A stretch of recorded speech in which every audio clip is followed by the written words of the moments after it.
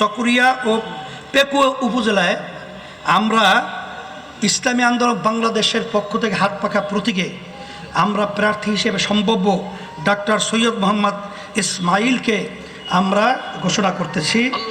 সবাই বলেন আলহামদুলিল্লাহ। হাত পাখা দেবো একসঙ্গে। দ্বিতীয় কক্সবাজার 2 কুতুবদিয়া মহেশখালী মাওলানা জিয়াউল হক। আসো জিয়াউল হক ভাই, আসো একটু জায়গা দেন। মাশাআল্লাহ, বলেন আলহামদুলিল্লাহ। এরপরে সদর মাওলানা আমিরুল ইসলাম 3 কক্সবাজার 3 মাওলানা আমিরুল ইসলাম কই আসেন আলহামদুলিল্লাহ। আর কক্সবাজার 4 মাওলানা নুরুল বাশার আজিজি। আলহামদুলিল্লাহ, আল্লাহ কবুল করুক। এই পেশা আসুন। আমি এদেরকে এই দেশ 53 বছর অশান্তির আগুন ধাউ ধাউ করে জ্বলছে, এই আগুনকে আবার জন্যে হাত পাখার শান্তির বাতাসের মাধ্যমে এই দেশকে শান্তি করতে হবে, দেশ সুন্দর করতে হবে।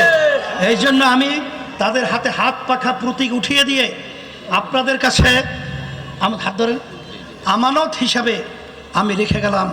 আল্লাহ রাব্বুল আলামিন এদেরকে ইসলামের পক্ষে হাত পাখা প্রতীকের বিজয় আল্লাহ দান করুক। আল্লাহ দেশে সুন্দর করা তৌফিক দান করুক। সবাই ভালো থাকেন, দোয়া করি, দোয়া চাই। وفي الآخرة حسنة وقنا عذاب النار برحمتك يا أرحم الراحمين।